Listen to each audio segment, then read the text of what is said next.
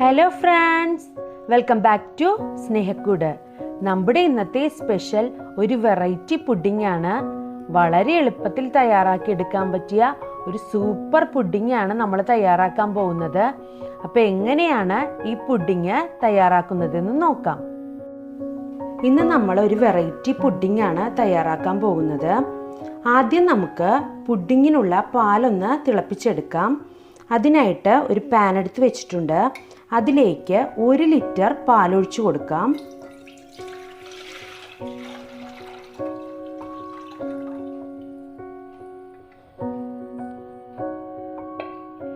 ഇനി ഇതിലേക്ക് 8 table spoon പഞ്ചസാരയും കൂടി ചേർത്ത് കൊടുക്കാം.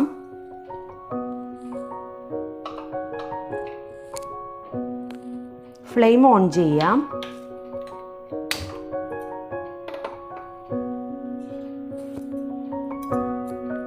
ഈ പാല് നന്നായിട്ടൊന്ന് മിക്സ് ചെയ്ത് കൊടുക്കണം. പാല് നന്നായിട്ടൊന്ന് തിളച്ച് കിട്ടണം. ഈ പഞ്ചസാര നന്നായിട്ടൊന്ന് മെൽറ്റായി കിട്ടണം. അതുവരെ നമുക്കൊന്ന് നന്നായിട്ട് ഇളക്കി കൊടുക്കാം. പാല് നന്നായിട്ട് തിളച്ച് വന്നിട്ടുണ്ട്. ഈ ടൈമിൽ ഫ്ലെയിം നന്നായിട്ട് കുറച്ചതിന് ശേഷം ഇതിലേക്ക് 6 tablespoon custard powder room ടെമ്പറേച്ചറിലുള്ള പാലും ചേർത്ത് നന്നായിട്ടൊന്ന് മിക്സ് ചെയ്തെടുത്തതാണ്. അത് നമുക്ക് ഇതിലേക്ക് അല്പാൽപമായിട്ട് ചേർത്ത് കൊടുക്കാം. ആ ടൈമിൽ കൈ എടുക്കാതെ തന്നെ ഇതുപോലെ ഇളക്കിക്കൊണ്ടിരിക്കണം. ഒരിക്കലും കസ്റ്റാർഡ് പൗഡർ ചൂടുള്ള പാലിലേക്ക് ഡയറക്റ്റ് ചേർക്കരുത്. ഇതുപോലെ തണുത്ത പാല് യൂസ് ചെയ്തിട്ട് മിക്സ് ചെയ്തിട്ട് ഇതിലോട്ട് ചേർത്താൽ മതി. ഇപ്പോൾ നല്ല ചൂടുള്ള സമയമാണല്ലോ. ഈ ടൈമിൽ തയ്യാറാക്കി നോക്കാൻ പറ്റിയ നല്ലൊരു കിടിലൻ പുഡിംഗ് ആണിത്. കൈ എടുക്കാതെ ഇളക്കിക്കൊണ്ടിരിക്കണം.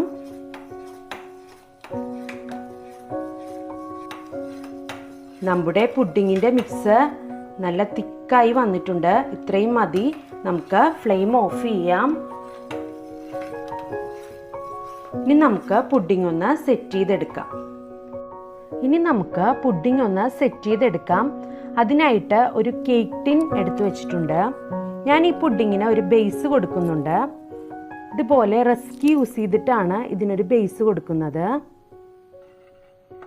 നമുക്ക് ബോട്ടം സൈഡിൽ ഇതുപോലെ റസ്ക് വെച്ച് കൊടുക്കാം.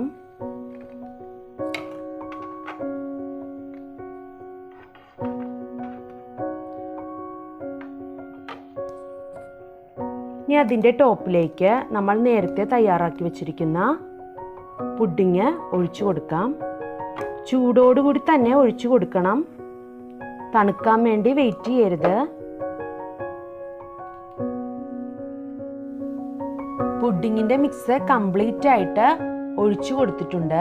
ഇനി നമുക്ക് ഇതിൻ്റെ ടോപ്പിലേക്ക് കുറച്ച് ചെറീസ് ഇട്ട് കൊടുക്കാം.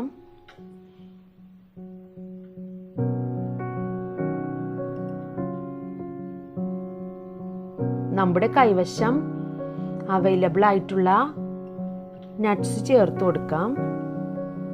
ഞാൻ കുറച്ച് ചെറീസും ബദാം, കാഷ്യൂ നട്ടൊക്കെ യൂസ് ചെയ്തിട്ടാണ് ഇതൊന്ന് ഡെക്കറേറ്റ് ചെയ്തെടുക്കുന്നത്. നമ്മുടെ വെറൈറ്റി പുഡിങ് ഇവിടെ റെഡി ആയിട്ടുണ്ട്. ഇത് റൂം ടെമ്പറേച്ചറിലിരുന്ന് നന്നായിട്ട് തണുത്തതിന് ശേഷം 4 മണിക്കൂർ ഫ്രീസറിലേക്ക് വെച്ച് തണുപ്പിച്ച് യൂസ് ചെയ്യാവുന്നതാണ്. തണുപ്പ് ഇഷ്ടമില്ലാത്തവർക്ക് ഇങ്ങനെ തന്നെ കഴിക്കാവുന്നതാണ്. ഇത്രയേ ഉള്ളൂ. അപ്പം നമ്മുടെ വെറൈറ്റി പുഡിങ് എല്ലാവരും തീർച്ചയായും ട്രൈ ചെയ്ത് നോക്കണം. ഫീഡ്ബാക്ക്സ് അറിയിക്കണം. Thank you.